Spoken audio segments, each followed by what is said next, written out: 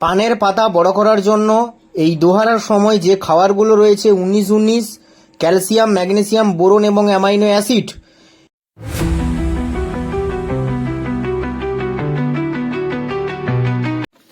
বর্তমানে কিন্তু পান গাছের যে শিকড় ফাংশনটা না থাকার জন্য গাছে নতুন পান ফুটেনি, গাছে 3-4টা করে পান খুলে গেছে, কিন্তু প্রত্যেকটা চাষি চাইছে যে নরম পান খোলার জন্য এবং পানটাকে বড় করার জন্য।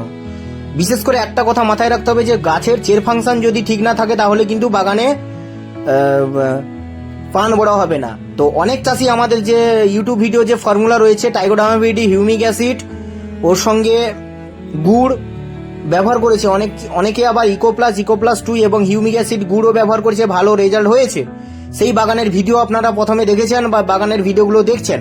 তো এরপরে যে খাবারগুলো দিলে ভালো হবে, তো বিশেষ করে যে সমস্ত চাষির বাগান দাগ নেই ভালো বাগান, আপনারা কি করবেন না 19-19 ক্যালসিয়াম, ম্যাগনেসিয়াম, বোরন এবং অ্যামাইনো অ্যাসিড ব্যবহার করতে পারেন। দোহারায় নরম পান খুলবে, পান বড় হবে। আর রাসায়নিক যদি বলি, রাসায়নিক সার হিসাবে ডিএপি, সুপার ফসফেট, পটাশ এবং ক্যালসিয়াম একসঙ্গে মিশিয়ে ভাটির রক সাইড ধরে দুদিকে মারুন, দেখবেন এরকম নরম পান খুলবে, গাছের গ্রোথ আসবে, পান বড় হবে। আর বিশেষ করে পান বড় করার জন্য কিন্তু শুধু 19-19 দিলে হবে না, তার সঙ্গে ক্যালসিয়াম দিতে হবে, ম্যাগনেসিয়াম দিতে হবে। 19-19 হচ্ছে নাইট্রোজেন, ফসফেট, পটাশ রয়েছে, এ কি করবে না গাছের পান বড় করবে। আর ক্যালসিয়াম হয়েছে গাছ মোটা করবে, গাছে পানে কালার করবে, পানের কোয়ালিটি করবে। আর ম্যাগনেসিয়াম সালফেট হচ্ছে পাতার যে ক্লোরোফিলটা, ওই নতুন ক্লোরোফিল তৈরি করবে, পাতার ক্লোরোফিলকে সক্রিয় করবে, খাবার সংগ্রহ করতে সাহায্য করবে এবং পাতা কালার হবে। আর বোরন হচ্ছে নতুন পান ফুটাতে সাহায্য করবে, পান বড় হবে, কোনো সাইড ইফেক্ট হবে না। তার জন্য অ্যামাইনো অ্যাসিড, এটা হচ্ছে ফেসিক্যাল তোমার অস্কোফাইলাম এবং নোডোসাম সাইটোকাইনিন জিব্রালিক হরমোন দিয়ে তৈরি হবে। এটা ব্যবহার করলে কি হবে, পানের পাতার কাটিং গোল হবে, পান পাতা চকচকে হবে, মোটা হবে, পান লাস্টিং করবে, কোনো ছেঁড়া পোড়া বা বাঁকা পাতা হবে না। তো অনেক চাষি এই মুহূর্তে 28 বা অনেক কিছু জল করে ব্যবহার করছেন।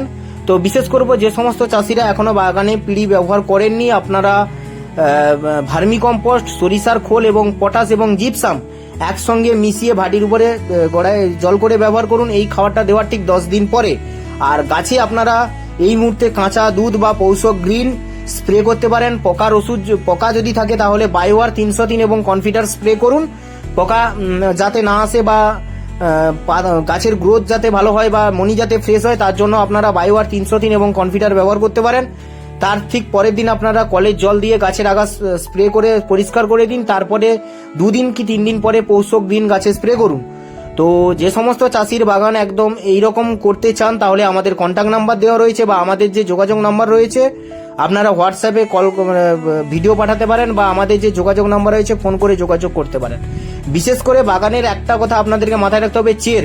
আর আরেকটা ফর্মুলা আপনাদেরকে বলবো, এই যে আপনারা যদি 19-19 ক্যালসিয়াম, ম্যাগনেসিয়াম সালফেট এবং বোরন এবং অ্যামাইনো অ্যাসিড ব্যবহার করেন, ঠিক 7 দিন পরে জৈব ব্যবহার করবেন এবং জৈব ঠিক 3-4 দিন পরে কোনো রুট ফাংশন, কাটিং গেট, আমল দুধ বা কোনো বাগান যদি ভালো থাকে তাহলে রুট হিসাবে আপনারা তোমার অন্যান্য যে হিউমিক জাতীয় রুট পাওয়া যায়, সালোয়ার, এগুলো আপনারা ব্যবহার করতে পারেন। আর বিশেষ করে বেশি ভালো কাজ হয় যেটা দুধ এবং কাটিং গেট যদি স্প্রে ব্যবহার করতে পারেন, কারণ চের ফাংশনটা কিন্তু খুব গুরুত্বপূর্ণ, এটা আপনারা ভালোভাবে জানেন।